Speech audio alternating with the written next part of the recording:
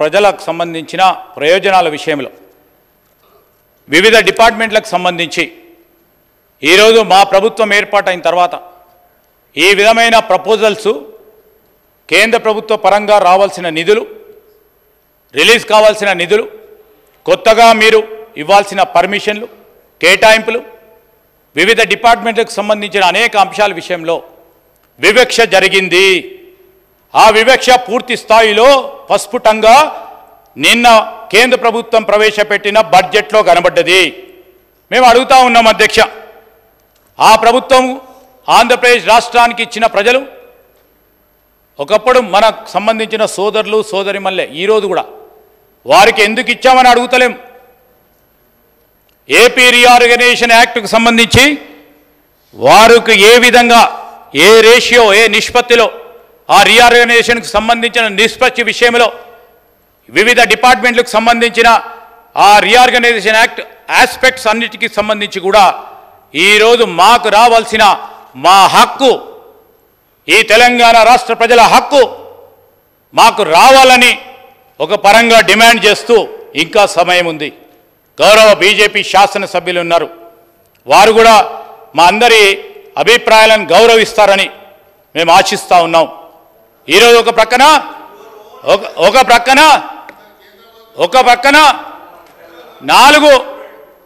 ప్రక్కన నలుగురు పార్లమెంటు సభ్యులను ఆంధ్రప్రదేశ్ రాష్ట్రం బీజేపీ నుంచి అక్కడికి వెళ్తే ఇంత పెద్ద ఎత్తున సాధించారు. ముగ్గురే 8 మందిని ఇచ్చిన మన తెలంగాణ రాష్ట్ర ప్రజలు మీకు. దాంట్లో 2 గౌరవ మంత్రులు. మీకు బాధ్యత ఉందని మేము తెలియజేయడానికి,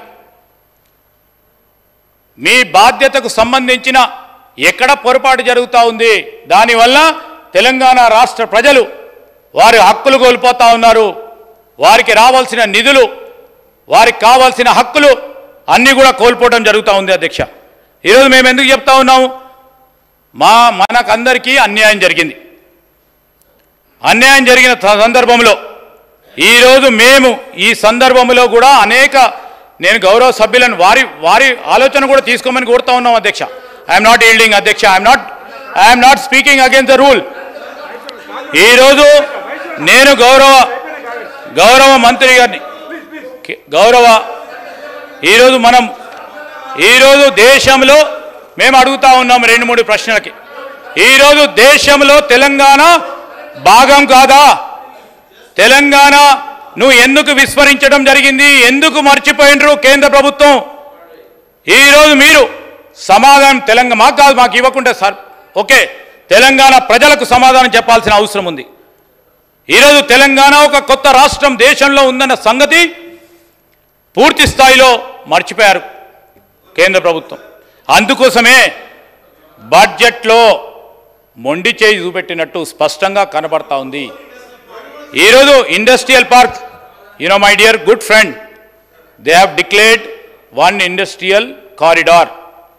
That corridor which doesn't fetch even 1 kilometer of the corridor which is in Telangana, the node which they have already ascribed falls in Andhra Pradesh. And in spite our right, whatever the general thing what you people are telling, sir, ee roju kuda chepta unnam, నిధుల కేటాయింపు విషయంలో వివిధ డిపార్ట్మెంట్ల ద్వారా వచ్చే అంశాలు మన హక్కు తప్పకుండా వస్తాయి. అవి ఈరోజు మేము ప్రత్యేకంగా ప్రస్తావనలో ఏపీ రీఆర్గనైజేషన్ యాక్ట్కు సంబంధించిన అంశాల విషయంలో సమాధానం చెప్పమని కోరుతా ఉన్నాం. ఏపీ రీఆర్గనైజేషన్ యాక్ట్లో ఇతర రాష్ట్రాలకు సంబంధించి మేము అడుగుతా ఉన్నాం, అక్కడ కేటాయింపులు ఎందుకు జరిగినాయి? అదే ఆంధ్రప్రదేశ్ రాష్ట్రానికి సంబంధించి మేము ప్రస్తావన చేసిన ఈ అంశాలు ఎందుకు ప్రస్తావన రాలేదని అడుగుతా ఉన్నాం అధ్యక్ష.